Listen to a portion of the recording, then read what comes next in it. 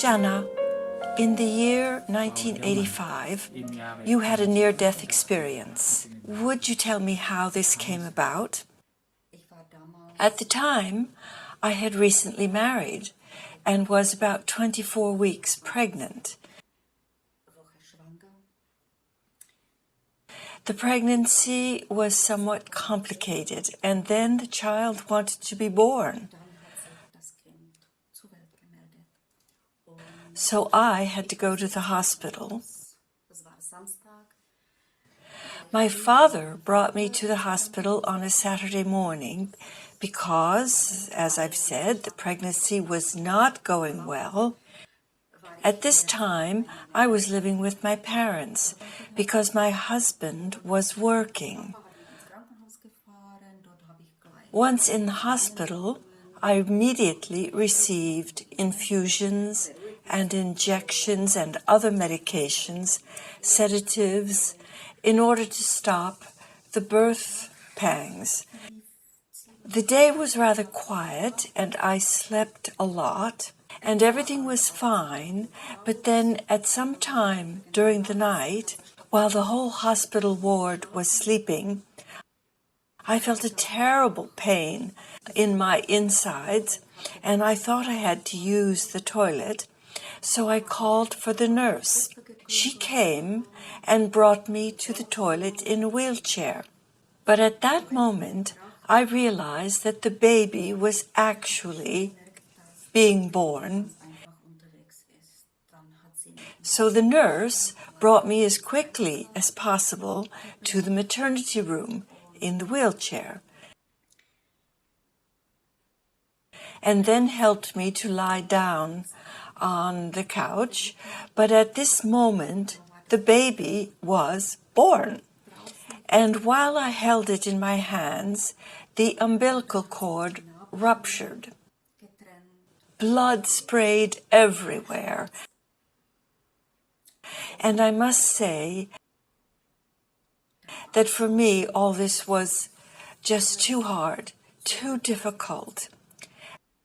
Actually, I was extremely lucky that night because my treating physician, he was the chief physician's associate, had been informed that morning that although this was a weekend, I was coming to the hospital. He had been attending a dinner dance, but he came to see me in the hospital, and he arrived at the critical moment. I can still see him in front of me with his white shirt and his dinner jacket. Straight away, he put rubber gloves and told me to scream all I wanted because I couldn't have any more sedatives, as I already had had enough. The hemorrhage simply was too dramatic, and the placenta was still inside, and it was from this moment on that I watched all this from somewhere on the ceiling. Then you suddenly were outside your body? Yes, this whole situation, this shock, this loss of blood, yes, I was outside my body. While up there, I also heard that the doctor said that the baby was a girl and that there were malformations and also many other things. I remember that it was the night of January 12th, and they decided to air the room, which then became quite cold. They wrapped me in blankets in order to keep me warm, and the nurse tenderly stroked my hand. And my doctor was standing there and helped me. I watched everything from above, but I really didn't care about anything that was happening down there.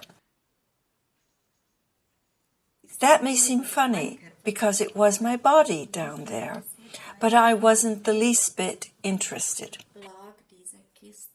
Next to me, there was this box with a lot of paper toweling and the like, and then there was this baby. It was very small, and then a very beautiful small cloud freed itself from this body and floated upward to the right. Do you mean from the body of the child? Yes, from the body of the child. And from this moment on, I somehow no longer cared about the baby, because I was interested in this cloud which had floated upwards, as elegant as a cloud made of cotton wool, and to the right, upwards to the right. I simply did not at all care about anything that happened down there. I only wanted to follow this cloud. There was no tunnel, as described by Elizabeth Kubler-Ross and Raymond Moody, but there were two walls, one blue and one red, and between them you could creep through. And from this moment on, there, where the two walls were, it was no longer a cloud, but a 2 or 3 year old child, a girl with long hair, and I followed the child. And behind these walls, there was splendid scenery. There was only golden grass and light, and only golden grass to the left and to the right, and in between, a beautiful path with golden sand. The girl was dancing forward, skipping around, and I was following her. There really was this heavenly peace and the wonderful light. I don't know how long this took, how far we walked, and then, all of a sudden, there was a fence in front of us, cut off by some kind of a footbridge, and little animals and the girl walked there. And my late grandmother waited for the girl there. And the girl was allowed to pass, but I was not. The little one still came to me. She turned around and ran to me, to my lap, as children do, embracing my legs, saying goodbye for the present. And then she continued to walk together with my grandma.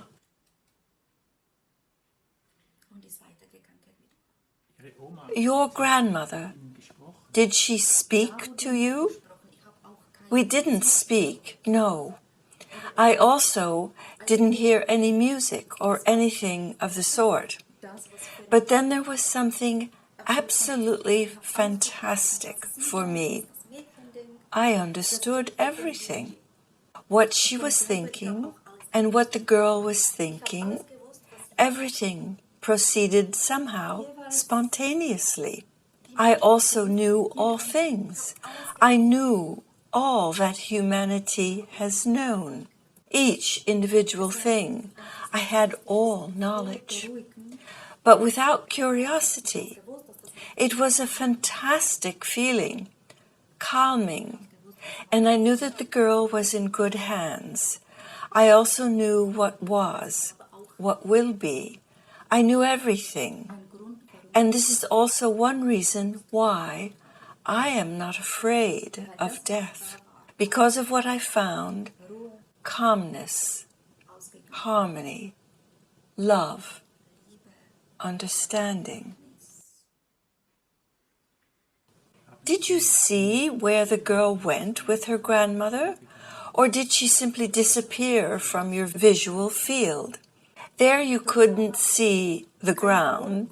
There was only light.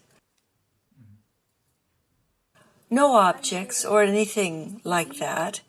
They passed into the light. How did you get back into your body? The last thing that I can recollect from this near-death experience is that the child turned around to me and then it went to Grandma, and that was it. What I only know is that I woke up the next day. My stomach was flat. I had an infusion, and I just was told that I had lost the child. I still had to have the injections, and I don't know what else. Perhaps I stayed in the hospital for 4 or 5 days, and then I was allowed to go home. I actually collapsed completely. At that time, there was no psychological support, but my attending doctor gave me 3 months sick leave before I had to go back to work. I was with my parents-in-law in the mountains, where only elderly people live. I couldn't bear to see a baby carriage, nor a pregnant woman, or little children. During this time, I thought to myself, well, okay, you are healed in some way. I made it, but I just have to put aside my feelings. Well, I have classified all that I experienced as a dream, as my imagination. Things like that only happen to other people, but not to me. And for me, everything was unrealistic. What impact did this near-death experience have for your life? At that time, I really closed up. I put aside all my feelings, because it's really very traumatizing when a child dies during birth. Even more, okay, today I see this quite differently.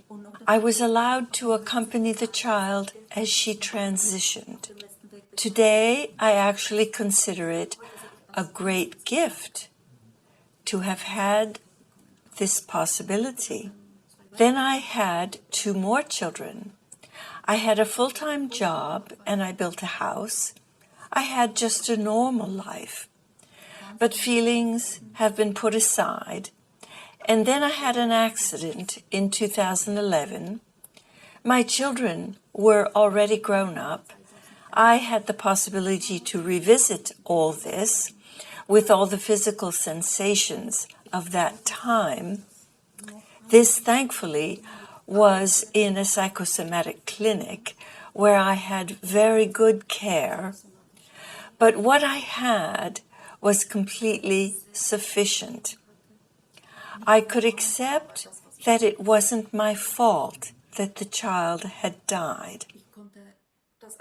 I could accept my near-death experience and that things like that simply can happen. I could release the child, which at the time was not possible. Jana, you have said that later you were in a psychosomatic clinic. Was this a consequence of your near-death experience? Indirectly, in that year, that is 2011, I had an accident, and this was intimately associated with the near-death experience. Due to the fact that it was possible for me to process the near-death experience, I suddenly had a completely different view of my life. So what might have happened previously if I had not closed up happened now, and I no longer want to live as I used to. I consequently separated from my husband, and I left the home where I had lived for 20 years, and my friends, and shortly after my near-death re-experience, I discovered a new painting technique, and this has delighted me so much that I went back to what I had done years before. I attended an art school. As a child and as an adolescent, as well as a young woman, I painted, and this now came back and has simply changed my life completely. Only my children and my mother have stayed with me, along with a few of my former friends. I've been painting now for 4 years. I have spiritual conversations, and I've done medical hypnosis and meditation training. This actually no longer has any relation to how realistic and down-to-earth I had been 10 years ago. Jana, many, many thanks for this interview.